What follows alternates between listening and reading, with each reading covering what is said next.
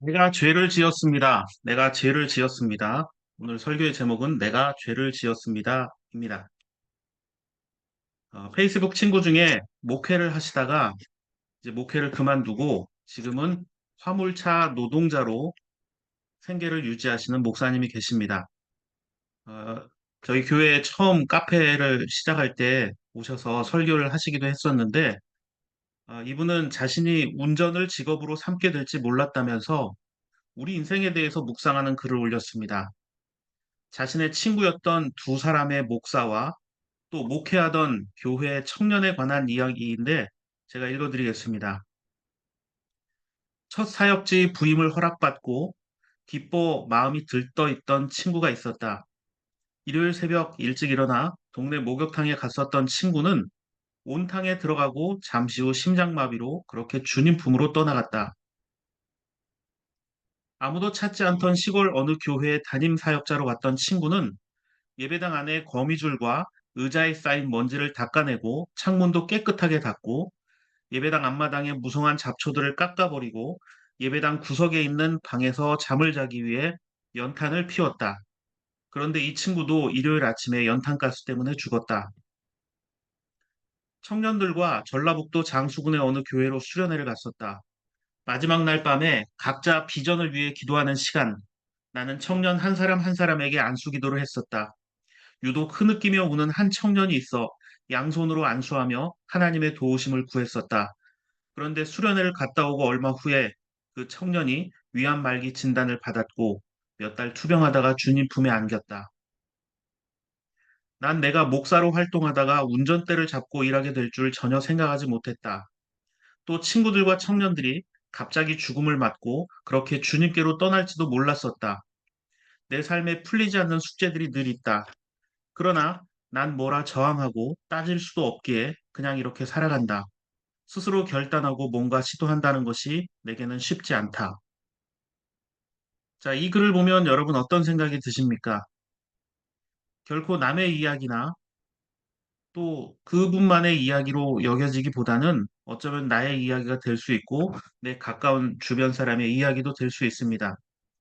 첫 임지에서 허망하게 죽어버린 목사님 이야기, 또 미래를 꿈꾸며 기도하는 시간에 살려달라 울부짖으며 기도하던 청년의 이 안타까운 죽음에 관한 이야기를 듣고 있자니 가슴 한쪽이 먹먹한 것이 마치 막다른 골목에 서 있는 것 같은 느낌이 듭니다. 우리는 정답 없는 문제를 자주 경험하며 살아갑니다. 특히나 신앙인이기 때문에 하나님의 뜻이 무엇인가에 대해 고민하지만 주님은 시원한 답변을 주시지 않고 침묵하실 때가 더 많은 것 같아 답답하기만 합니다. 더구나 우리 인생은 한 번뿐이니 답을 안다 해도 다시 돌이키거나 반복할 수가 없습니다. 하지만 방법이 없는 것은 아닙니다. 신앙의 선배들이, 믿음의 조상들이 어떻게 하나님을 바라보고 살았는지 그것을 보고 우리는 반면교사로 삼을 수 있어야 합니다.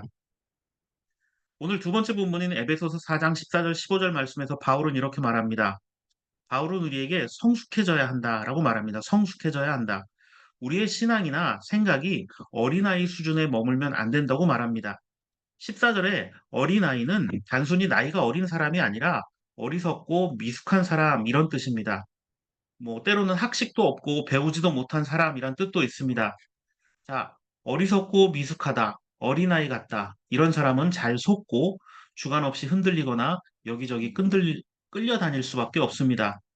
이렇게 미성숙한 사람들이 당하는 일이 있죠. 바로 속임수와 간교한 술수와 세상의 풍조에 흔들리는 겁니다. 그냥 마음을 잡지 못하고 늘 불안하고 여기저기 기웃기웃하는 겁니다. 이런 미성숙한 상태에서 벗어날 수 있는 방법이 뭐죠? 15절에서 바울은 하나님께서 나를 사랑하신다는 것, 그리고 예수 그리스도께서 나의 주인이라는 것을 고백하고 거기에까지 이르러야 한다라고 말합니다. 그리스도께서 내 주인이라는 걸 잊지 말고 그 지향점을 삼아가야 한다는 것입니다. 그럼에도 불구하고 사람들이 불행하다 여기면서 같은 실수를 반복하는 이유가 뭘까요? 칼빈은 자신의 주석에서 잘못된 것이고 위험한 줄 알면서도 같은 실수를 사람들이 반복하는 이유에 대해서 하나님의 말씀은 제쳐놓고 자기들이 원하는 것만 행하도록 초점을 맞추려 애쓰기 때문이다라고 말합니다. 결국 이기심, 또 자기밖에 모르는 욕심이 사람들을 불행하고 또 하나님에게서 멀어지게 하는 것이라는 점입니다. 자, 프랑스의 심리학, 과학, 수학, 신학, 철학, 이 모든 분야에서 아주 탁월한 업적을 남겼던 블레이즈 파스칼이라는 분이 있는데 이 사람이 죽고 나서 그의 종교와 여러 주제에 관한 생각을 묶은 이 팡세라는 책이 있습니다. 이 책에서 파스칼이 인간의 행복이란 과연 무엇일까? 또 어떻게 해야 사람은 행복하고 사랑받는 인생을 살 수 있을까에 대해서 아주 명확한 결론을 내줍니다. 오로지 기독교 신앙만이 인간을 행복한 동시에 사랑스럽게 만든다. 자, 하나님을 믿는 믿음이 그렇게 중요하다는 겁니다. 술 취한 사람은 행복하지만 그 행복은 금방 바닥을 드러낸다. 만취한 사람이 주변의 눈총을 피하기란 쉽지 않다. 그렇죠. 자, 술에 취해서 자기는 즐겁고 행복해서 노래 부르고 뭐 여기저기 소리 지르고 하지만 주변 사람들은 불편합니다. 그러니까 자기만 기쁜 행복은 결코 좋은 행복이라고 말할 수 없죠. 자신의 행복에 갇혀 사는 사람은 사랑스럽지 않다. 자기 행복에 함몰된 사람의 얼굴은 탐욕스럽다. 얼굴이란 즉 생각이 밖으로 드러나 형성되는 굴이기 때문이다. 기독교 신앙은 행복과 사랑스러움이라는 두 마리 토끼를 잡는다. 이렇게 말합니다. 자, 파스칼의 이 이야기는 어떤 뜻입니까? 우리가 신앙인으로서 살아갈 때 가장 중요한 것은 나만의 기쁨과 나만의 욕망이 아니라 내가 또한 사랑을 받아야 하는 존재라는 거죠. 나뿐만이 아니라 이웃과 더불어 함께 기뻐할 수 있고 나눌 수 있는 기쁨이어야 한다는 것입니다. 자기만의 행복, 남들은 외면하고 오직 자기만의 기쁨을 추구하는 사람의 얼굴은 추할 수밖에 없습니다. 얼굴이란 말은 그 내면이 드러나는 꼴이기 때문입니다. 그러면 어떻게 해야 우리는 성숙한 인간이 될 수 있을까요? 에베소서 4장 16절에서 바울이 말합니다. 신앙인의 삶은 언제 어디서나 그리스도와 연결되어 있음을 고백해야 한다는 것입니다. 내가 어떤 상황에 있던 주님이 나와 함께하고 있다. 나는 또 나와 함께하고 있는 신앙의 공동체는 항상 그리스도와 연결되어 있다라는 겁니다. 머리 없는 몸이 없듯이 우리 삶의 존재 이유나 가치는 그리스도께서 내 삶의 머리, 즉 주인이 되셔야만 의미가 있는 것이기 때문입니다. 그런데 사람들은 이러한 것을 잘 인정하지 않거나 아니면 쉽게 외면합니다. 오늘 첫 번째 본문 사무엘하 12장 7절부터 13절 전반에 등장하는 다윗. 우리가 몇 주에 걸쳐서 지금 다윗을 살펴보고 있는데 지난주에 살펴봤던 다윗의 가장 큰 문제점, 다윗을 결정적으로 하나님 앞에 망가지도록 만들었던 것. 그것은 바로 우리야 장군의 아내인 밧세바를 강제로 욕보이고 심지어 완전 범죄를 꾸미기 위해서 그 남편이었던 우리야를 죽인 것입니다. 그런데 이런 죄악을 사람들은 잘 몰랐지만 하나님께서는 명확히 알고 계셨고 그것에 대해서 정확하게 벌까지 내리셨습니다.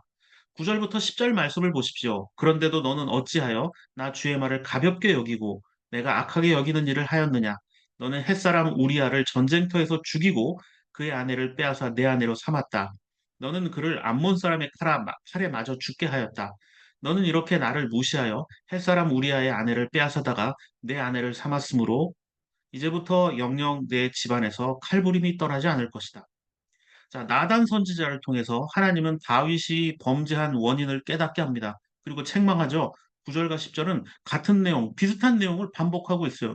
너 왜 남의 부인까지 뺏어서 네 부하를 죽여가면서까지 그런 못된 짓을 했냐?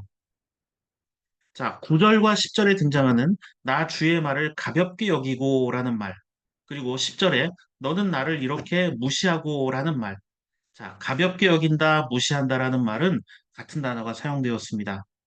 멸시하다, 과소평가하다라는 뜻입니다. 자, 하나님을 멸시한다. 하나님을 과소평가한다. 이것은 죄인입니다. 죄입니다.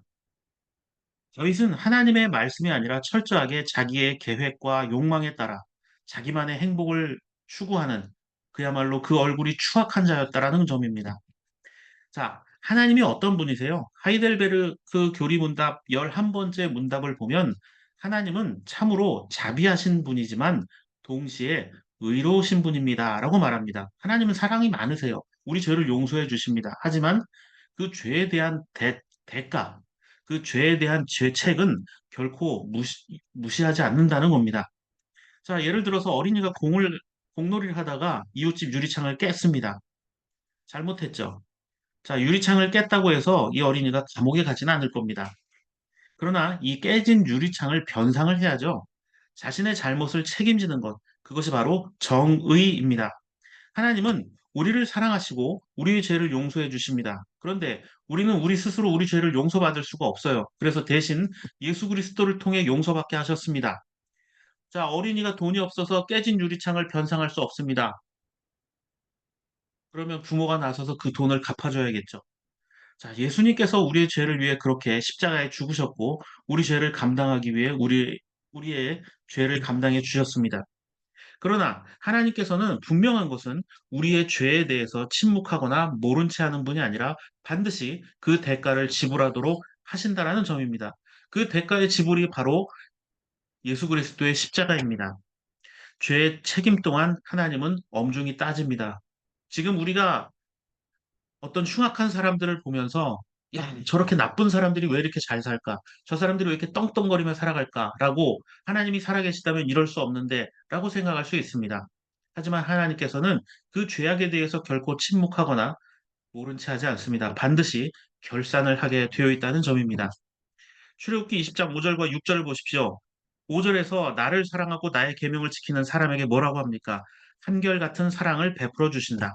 하지만 6절에서 하나님 아닌 다른 것에게 절하거나 섬기면 벌을 받을 것이다. 반드시 그것에 대한 죄를 물을 것이다라고 말하고 있습니다.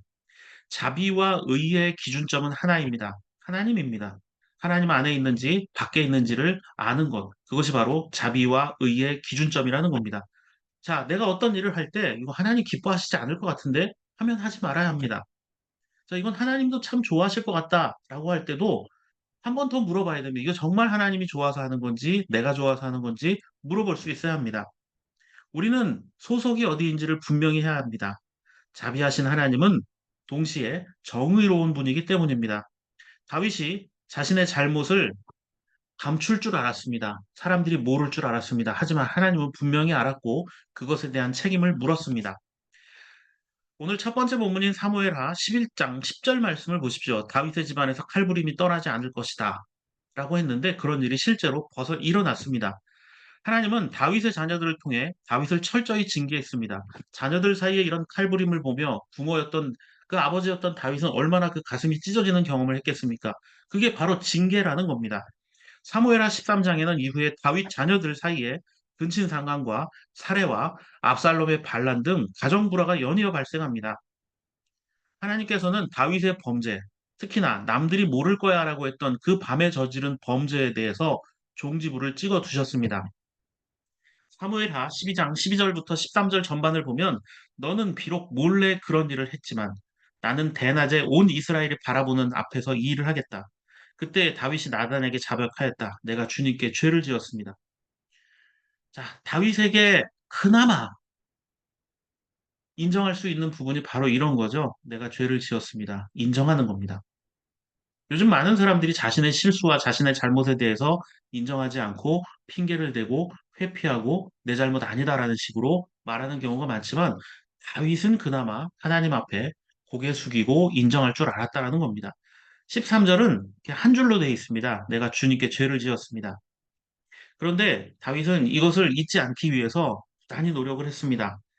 노래를 만들었어요. 자신의 이 죄에 대해서 내가 얼마나 잘못된 죄인인지, 내가 하나님 앞에 어떻게 회개하고 용서를 구했는지 노래를 만들었습니다. 이게 기록을 남겨서 같은 실수를 반복하지 않으려 했던 겁니다. 그 노래가 바로 시편 51편입니다. 시편 51편에는 뭐 하나님이여 주의 인자를 따라 내게 은혜를 베푸시고 뭐 이런 쭉 내가 죄를 지었다 이런 얘기를 하는데 이 51편 옆에 작은 글씨로 이렇게 써 있습니다. 다윗이 밧세바와 동침한 후 선지자 나단이 그에게 왔을 때라는 표제가 붙어 있습니다. 다윗의 시라고. 그러니까 이 시를 51편을 읽으면 다윗이 정말 나쁜 놈이라는 걸 알 수 있습니다. 자 스스로 고백하고 있잖아요. 이 정도로 철저하게 다윗은 자신의 잘못을 인정할 줄 알았다라는 겁니다. 시편 51편 3절과 4절 보면 이렇습니다. 다윗은 자신의 잘못에 대해서 철저히 인정하고 고백합니다. 자신의 삶에 대해 인정하고 재발 방지를 위해 노력하는 그나마 양심 있는 자라다라는 겁니다. 자, 사고 나도 자기 잘못 없다, 뭐 급발진이다, 뭐 이렇게 우기는 사람들이 있습니다. 하지만 블랙박스나 객관적인 영상들을 보면 그때야 겨우 인정을 하고, 뭐 정치하는 사람들은 말할 것도 없고요. 여기저기 너무나 황당한 변명들, 황당한 이유들이 너무나 많습니다. 또 재판을 하면서 자기가 잘못된 죄인임에도 불구하고 변호사를, 아주 비싼 변호사를 고용해서 더 황당한 논리를 만들어서 피해가기 일쑤입니다. 또 종교를 가진 사람들, 종교적인 어떤 신앙심을 가지고 포장해서 다른 사람들에게 사기를 치고 그들에게 위해를 가하는 일들이 얼마나 많습니까? 또 자기가 잘못했음에도 불구하고 피해자에게 사과하고 용서를 구하는 것이 아니라 하나님께 용서를 받았다. 하나님께서 나를 사랑해 주셨고 나에게 이런 기회를 주셨다라면서 잘못된 간증을 하는 경우가 있습니다. 자, 이게 바로 파스칼이 말한 자기 만족과 행복에 갇혀 사는 탐욕스러운 인간의 모습입니다. 하나님께 용서받을 수 있으려면 적어도 사람에게도 용서받아야 합니다. 다윗은 그나마 회개할 줄 아는 사람이었고 심판을 받아들이는 자였습니다. 그러나 그 심판은 결코 가벼운 것도 아니었고 중단되는 것도 아니었습니다. 다윗은 그냥 믿음 좋은 사람이 아니라 나쁜 놈이었지만 하나님께서 그 사람을 그렇게 훈련시켰고 용납해 주셨던 겁니다. 아주 철저한 반성의 시간이 이어집니다. 인간을 가리키는 영어가 휴먼빙입니다. 존재가 중요하다는 거죠. 그런데 실제로 우리 삶은 어떻습니까?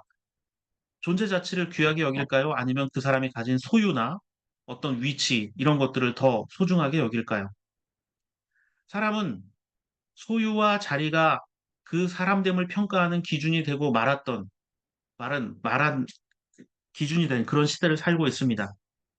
더 많이 가진 자의 말과 행동이 진실과 참이 되는 시대에 하나님의 정의, 하나님의 말씀, 이게 과연 얼마나 올바른 것으로 비춰지겠습니까?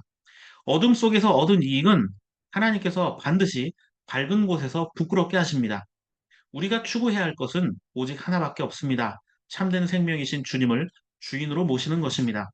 오늘 세 번째 본문 요한복음 6장 35절을 보십시오. 예수께서 그들에게 말씀하셨다. 내가 생명의 빵이다. 내게로 오는 사람은 결코 줄이지 않을 것이요. 나를 믿는 사람은 다시는 목마르지 않을 것이다.